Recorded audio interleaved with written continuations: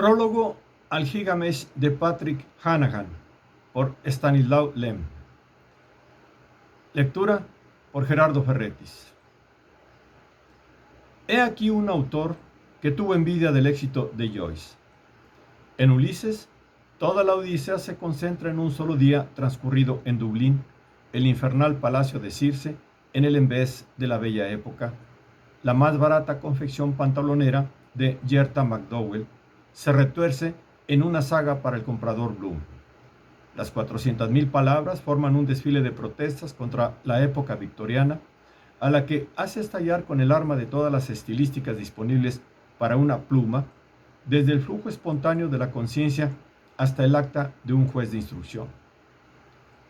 ¿No fue acaso la culminación de la novela y, al mismo tiempo, una monumental inhumación de la misma en el panteón familiar de las artes?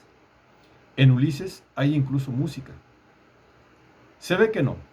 Se ve que el mismo James Joyce juzgó que no lo era, puesto que decidió ir más lejos y escribir un libro donde se concentrara la cultura no en una sola lengua, sino que fuera como una lente convergente del universalismo lingüístico, un descenso a los cimientos de la Torre de Babel. Ni confirmamos ni negamos aquí las excelencias de Ulises y Finnegans Wake, dos actos de temeridad en una aproximación a lo infinito. Una crítica solitaria ya no puede ser más que un granito añadido a la montaña de homenajes y anatemas erigidas sobre los dos libros. En cambio, estamos seguros de que Patrick Hanahan, compatriota de Joyce, nunca hubiera escrito su Gilgamesh si no hubiese aquel gran ejemplo, que para él fue un reto. Hubiera cabido suponer que su idea solo podía terminar en un fracaso rotundo. En un fracaso rotundo. Es un esfuerzo vano producir un segundo Ulises o un segundo Finnegan. En las cumbres del arte solo cuenta la primera hazaña. Igual que en la historia del alpinismo, solo son importantes las primeras ascensiones a unos picos todavía no conquistados. Hanahan, bastante indulgente con Finnegans Wake, lo es menos con Ulises. Valiente idea, dice, la de meter el espíritu del siglo XIX europeo, emplazado en Irlanda, en el sarcófago de la Odisea. El mismo original de Homero es de un valor dudoso. Es un cómic de la antigüedad en el que Ulises desempeña el papel de Superman, con el happy end de rigor. Ex unge teonem al escoger sus modelos. El escritor da la medida de su talla. La Odisea es un plagio manifiesto de Gilgamesh, alineado conforme al gusto del público griego. Lo que en la epopeya babilónica constituía la tragedia de una lucha coronada por la derrota, ha sido convertido por los griegos en la aventura pintoresca de un viaje por el mar Mediterráneo. La vida es un viaje. ¿Qué pensamientos tan profundos? La Odisea es un plagio disminuido, ya que carece de toda la grandeza de la lucha de Gilgamesh.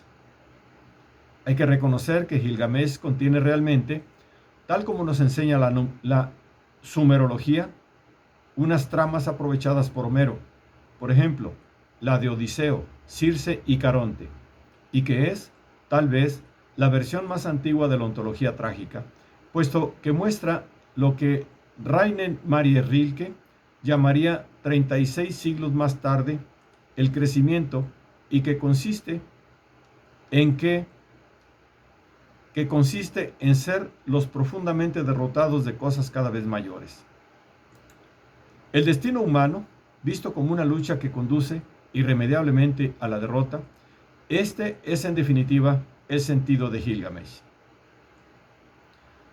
Patrick Hanahan decidió, pues, extender sobre la epopeya babilónica su propio lienzo épico, bastante peculiar, dicho sea de paso, ya que su Gilgamesh es una historia muy limitada en el tiempo y el espacio. Un gángster profesional, asesino a sueldo, soldado americano de la última guerra mundial, G.I.G. Mesh Government Issue Joe, así llamaban a los soldados rasos del ejército de los Estados Unidos. Desenmascarada su actividad criminal por la denuncia de un tal Enekidi, ha de ser ahorcado, según el veredicto del tribunal militar, en una pequeña localidad del condado de Norfolk, donde estaba estacionada su unidad. Toda la acción transcurre en 36 minutos, tiempo necesario para el traslado del reo desde la cárcel al lugar de la ejecución. La cosa termina con una imagen de la soga, cuyo lazo negro, visto sobre el fondo del cielo, cubre la nuca de un Mesh inmutable. Pues bien, aquel Mesh es Gilgamesh, el héroe semidivino de la epopeya babilónica, y el que lo entrega a la horca, su viejo compañero Enekidi, es el mejor amigo de Gilgamesh, Enkidu, creado por los dioses para el exterminio de Gilgamesh. A la luz de este análisis, se vuelve muy visible el parecido del método creativo de Ulises con el de Gilgamesh. La ecuanimidad nos obliga a concentrarnos sobre las diferencias entre ambas obras. La tarea no resulta extremadamente difícil, por cuanto Hanahan, en esto sí que se ha diferenciado de Joyce, proveyó su libro de una introducción 2 veces más voluminosa que la novela misma. Para ser exactos, Gilgamesh consta de 395 páginas y la introducción de 847. Nos damos cuenta del método de Hanahan desde el primer capítulo de 70 páginas de la introducción, en el cual se nos explica la multiplicidad de conceptos surgidos de una sola palabra, el título de la obra. Gilgamesh precede, en primer lugar y abiertamente, de Gilgamesh.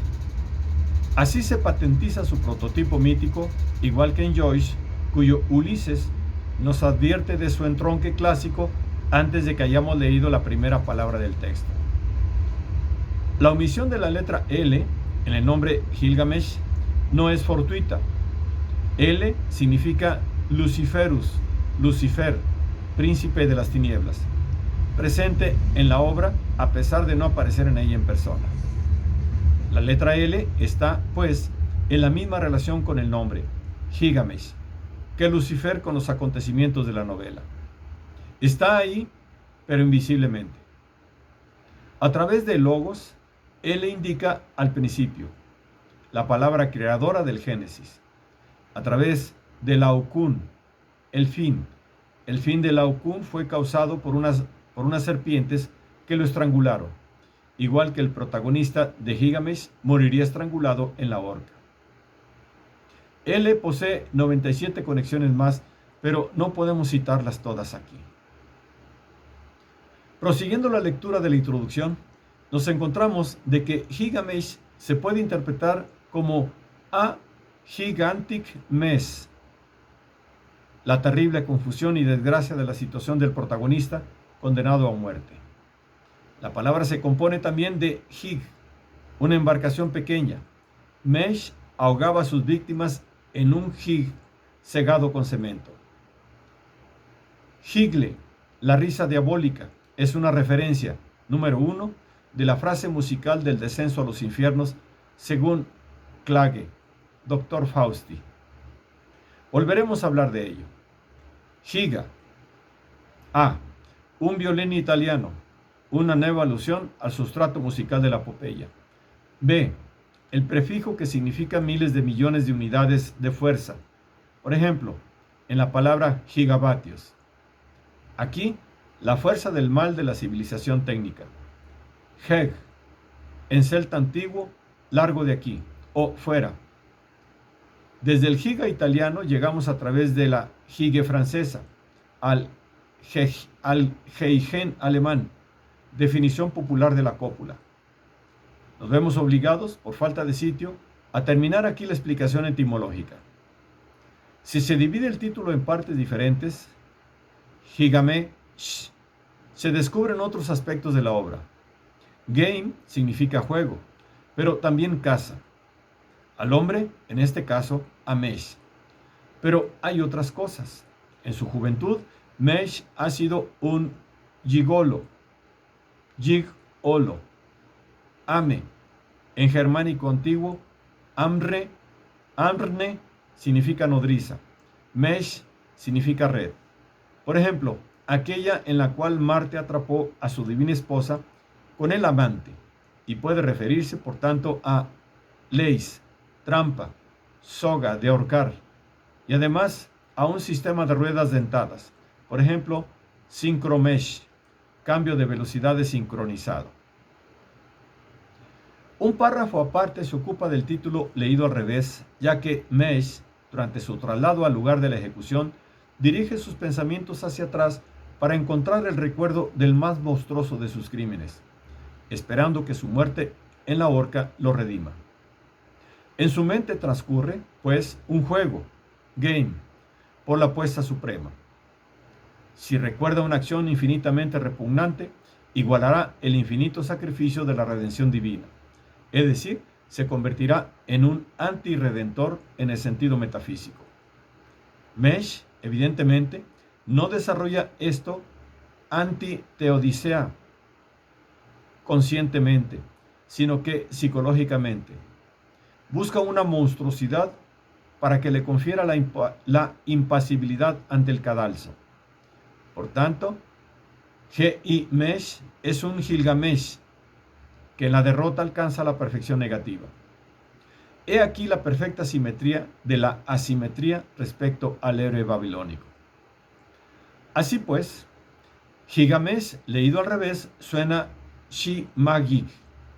Shema es una palabra hebraica sacada del Pentateuco. Shema Israel, escucha Israel, tu Dios es el Dios único. Como hablamos de una inversión, se trata de un antidios, o sea, la personificación del mal. Hig, en este caso, es naturalmente Gog, Gog y Magog. Shem no es otra cosa que Sim, la primera parte del nombre Simeón Estilita. La soga cuelga del pilar, así que Mesh, ahorcado, será Estilita, hacia atrás, porque no se mantendrá de pie sobre una columna, sino que colgará debajo de ella. Este es el paso sucesivo de la antisimetría. Habiendo comentado de este modo en su exégesis 2912 términos sumerios, babilónicos, caldeos, griegos, cirílicos, hotentotes, bantú, surcurílicos, sefarditas, apaches. Los apaches, como se sabe, suelen gritar ig o hug, junto con sus antecedentes sánscritos y referencias al slang de Lampa. Hanahan nos quiere convencer, e insiste en ello, de que todo aquello no era un amasijo fortuito, sino una rosa semántica de los vientos, un instrumento de precisión, una brújula multidimensional y un plano de la obra y su cartografía, una presentación de todas las conexiones que la novela realiza polifónicamente. Para tener la seguridad de superar a Joyce, Hanahan decidió hacer de su libro un nudo, dogal, no solo universalmente cultural y étnico, sino también lingüístico. Era un designio necesario. Ejemplo, sin ir más lejos, la sola letra M de Gilgamesh nos remonta a la historia de los mayas, al dios Huitzilipuchtli, a todas las cosmogonías aztecas. Pero suficiente, puesto que el libro está tejido de la totalidad del saber humano existente. Y no nos referimos a la ciencia actual solamente, sino a la historia de la ciencia, o sea, a la aritmética cuneiforme babilónica, a las imágenes del mundo, desvaídas y cubiertas de cenizas, caldeas, egipcias, desde la era del totemismo hasta la esteniana, al cálculo matricial y patricio, al álgebra de tensores y grupos, a la manera de coser los jarrones de la dinastía Ming, a las máquinas de Lilienthal, Hieronymus, Leonardo, al globo perdido de André y al globo del general Nobile. El hecho de que durante la expedición de Nobile haya habido casos de canibalismo tiene un sentido profundo y particular para la novela. Es como el punto en el cual un peso fatídico cayera en el agua y perturbara la quietud de su superficie. Y los círculos de las olas que se extienden concéntricamente más y más lejos en torno a Gilgamesh es el todo total de la existencia humana sobre la Tierra, desde el Homo javanensis y el Paleopithecus. La información completa reposa dentro de Gilgamesh, oculta, pero posible de encontrar, como en el mundo real. Llegamos, pues, a percibir poco a poco el pensamiento que guió a Hanahan en la composición de su obra. Para superar a su gran compatriota y predecesor, el autor quiere que su novela contenga todo el bagaje idiomático, cultural e histórico del universo, la omnisciencia y la omnitécnica, pagnosis. La imposibilidad de llevar a cabo un proyecto semejante parece saltar a la vista y su autor puede ser tomado por un imbécil. Una sola novela, la historia del ahorcamiento de un gángster cualquiera, iba a ser extracto, matriz, clave y cámara de tesoros de todo lo que colma las bibliotecas del globo terráqueo. Como Hanahan comprende y prevé la fría e irónica desconfianza del lector, no se limita a hacer promesas, sino que recurre a la introducción para probar sus razones. En la imposibilidad de hacer un resumen de la misma, solo podemos mostrar el método creativo de Hanahan ciñéndonos a un pequeño ejemplo marginal. A lo largo de las 8 páginas del primer capítulo de Gilgamesh, el reo hace sus necesidades en la letrina de la cárcel militar, leyendo, encima del urinario, los incontables graffiti, hechos por los soldados prisioneros que adornan las paredes de aquel local. Los lee distraídamente sin que sus pensamientos se detengan en las inscripciones. La extrema obscenidad de estas últimas nos parece, a causa precisamente de la poca atención que se les dedica, como el fondo de todo, pero no lo es en realidad, ya que a través de ellas penetramos directamente en las sucias, calientes y enormes entrañas del género humano, en el infierno de su simbolismo coprológico y fisiológico que se remonta, pasando por el Kama Sutra y las batallas de flores chinas, a las oscuras cavernas pobladas de las Venus esteatopígicas de los primeros hombres, con su sexo desnudo que se adivina en los torpes dibujos de la pared. En la obsesión fálica de otras figuras se insinúa el Oriente y sus ritos sacralizadores de Phalos Lingam. Aquel Oriente nos enseña que la sede del primer paraíso era de hecho la de una mentira endeble, incapaz de disfrazar la verdad, que al principio hubo una mala información. Así es realmente, puesto que el sexo y el pecado aparecieron ahí donde las primeras amebas perdieron la virginidad de la unisexualidad. La equipotencia y la bipolaridad del sexo deben ser deducidas directamente de la teoría de la información de Shannon. Aquí descubrimos para qué servían las dos últimas letras, SH, del título de la epopeya. Así pues, el camino que arranca de las paredes de la letrina conduce al abismo de la evolución natural, a la que sirvió de hoja de higuera la cultura. Sin embargo, todo esto no es más que una gota de agua en el océano, ya que dicho capítulo contiene además el número pitagórico pi, símbolo de la feminidad, 3.14, 15, 92, 65, 35, 97, 87, puntos suspensivos, expresado en la cantidad de letras que componen 1000 palabras del capítulo. Si tomamos los números que indican las fechas de nacimiento de Weizmann, Mendel y Darwin y los aplicamos al texto como una clave de un cifrado, veremos que el aparente caos de una escatología de retrete es una lección de mecánica sexual, donde los cuerpos colisionantes son sustituidos por los cuerpos copulantes, y que toda esa corriente de significado empieza a sincronizarse, sincromesh, con otras partes de la obra de modo siguiente. El capítulo 3, Trinidad, se relaciona con el capítulo 10. El embarazo dura 10 meses lunares. Este último, leído al revés, resulta ser el freudismo explicado en arameo. Esto no es todo.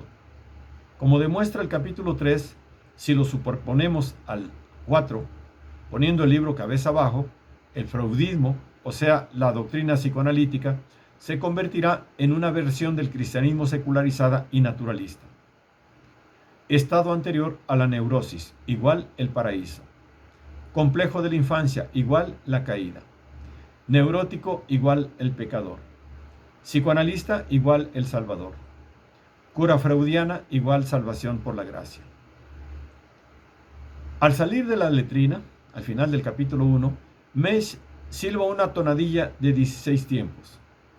16 años tenía la muchacha que violó y ahogó en la canoa, cantando para sus adentros la letra, por cierto muy vulgar. Este exceso tiene una motivación psicológica en aquel momento. Por otra parte, la canción, analizada desde el punto de vista silabotónico, nos da una matriz rectangular de transformaciones para el capítulo siguiente, que tiene dos significados, según utilizamos o no la matriz. El capítulo 2 expone el desarrollo de la canción blasfema, silbada por Mesh en el primero, pero si aplicamos la matriz, las blasfemias se transforman en loas celestiales. Se nos da aquí tres referencias. Una, el Fausto de Marlowe, acto 2, escena 6 y siguientes. 2, al Fausto de Goethe, o Goethe. 3, al Doctor Faustus de Thomas Mann. Esta última es un verdadero alarde de habilidad. Si sucesivamente subordinamos las notas de la llave gregoriana a cada una de las letras que componen las palabras del capítulo 2, se convierte en una composición musical. El Apocalipsis con figuras que Hanahan recrea en base a la descripción de T. Mann. Este último atribuye la realización musical al compositor Adrian Leverkühn.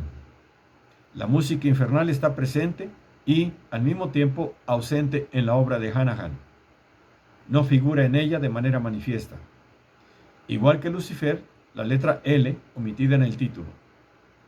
Los capítulos 9, 10 y 11, el apearse de la camioneta, el consuelo espiritual, la preparación del patíbulo, tienen también un trasfondo musical, el de Klage, Dr. Fausti, pero, si puede decirse así, de pasada.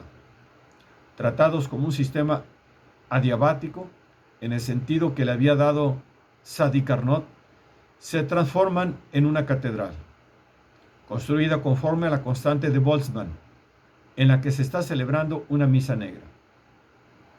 Como retiro espiritual figuran los recuerdos de Mesh en la camioneta, culminados en un juramento, cuyos glissanda, subidos de tono, cierran el capítulo 7. Estos capítulos forman una verdadera catedral, ya que las proporciones entre las frases y fraseologías poseen un esqueleto sintáctico que no es sino una proyección. La de Monge, sobre una superficie imaginaria de la catedral de Notre Dame, con todos sus pináculos,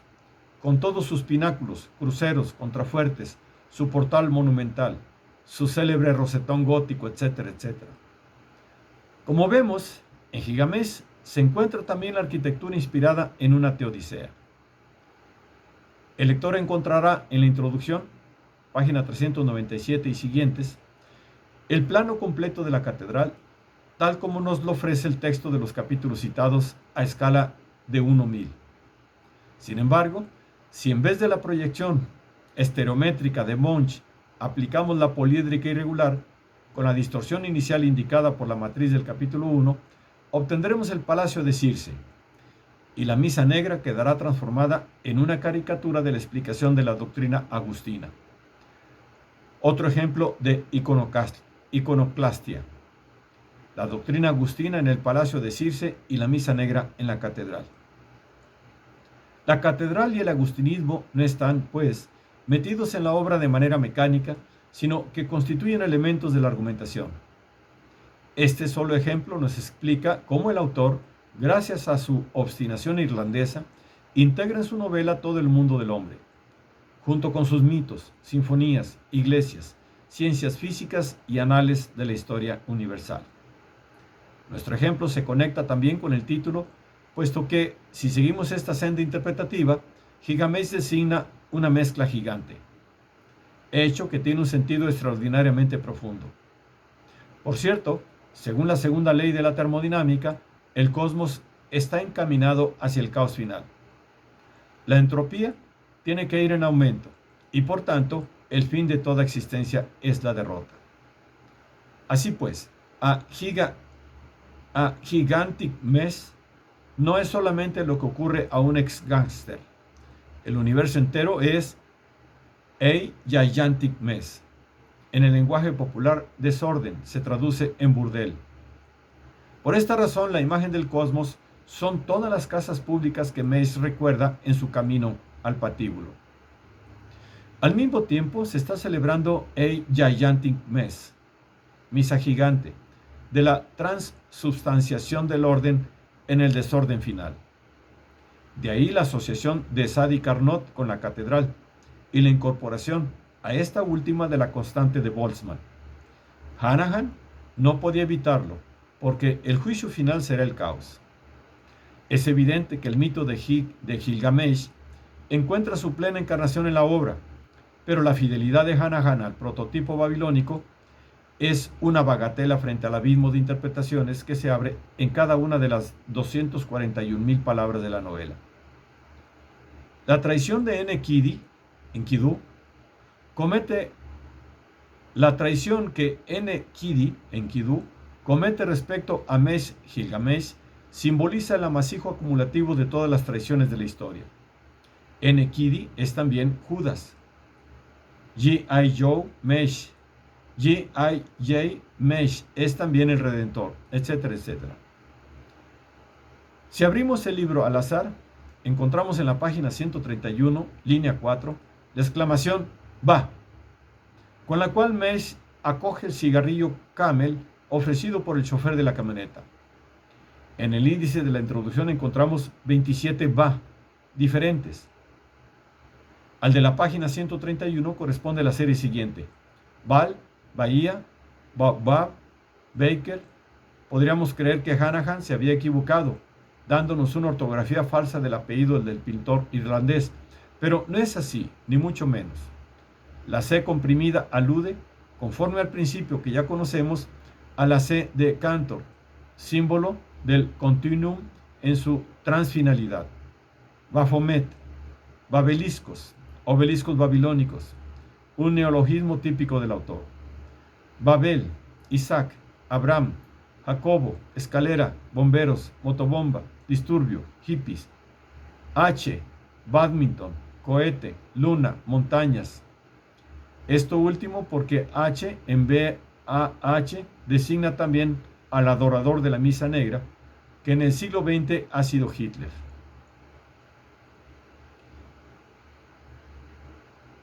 Así opera, a todos los niveles, una corta palabra, una exclamación corriente y moliente, tan inocente en su aspecto entimemático. Figurémonos, pues, los laberintos semánticos que se abren en las plantas superiores de ese rascacielos lingüístico que es Gilgamesh. Las teorías de performismo luchan en él con las de Epigénesis, capítulo 1, 2, página 240 y siguientes. Los gestos de las manos del verdugo mientras ata el lazo del dogal tienen por acompañamiento sintáctico la teoría de Hoyle-Milne sobre el enlace de dos escalas temporales en las galaxias espirales. Y los recuerdos de Mesh sobre sus crímenes constituyen el registro total de todas las caídas del hombre. La introducción indica cómo se coordinan con los delitos de Mesh las cruzadas, el imperio de Carlos Martel, la matanza de los albigenses, la de los armenios, la quema de Giordano Bruno, los suplicios de las brujas, las locuras colectivas, los flagelantes, la peste, las danzas de la muerte de Holbein, el arca de Noé, Arkansas, a las calendas griegas, a las náuseas, etc. El ginecólogo a quien Mesh mató a patadas en Cincinnati se llamaba Crosby Androidis. Por lo tanto, tenía Cruz por nombre y por apellido un conglomerado de lo humanoide: Android, Anthropos, y Ulises, Odis. La letra central, B, hace referencia a la tonalidad bemol del lamento del Dr. Fausto, incorporado en aquella parte del texto. Sí, Esta novela es un abismo sin fondo. Donde quiera que la toquemos, se abre ante nosotros una infinidad de caminos. La semántica de las comas en el capítulo 6, por ejemplo, corresponde al trazado del mapa de Roma. Nunca insignificantes, ya que todos ellos, con sus ramificaciones, se entrelazan armoniosamente para crear un todo coherente, hecho que Hanahan demuestra aplicando los métodos del álgebra topológica. CF, Introducción, apéndice matemático, página 811 y siguientes. Así pues, todo se ha cumplido. Sin embargo, queda una duda. ¿Alcanzó Patrick Hanahan la grandeza de su predecesor?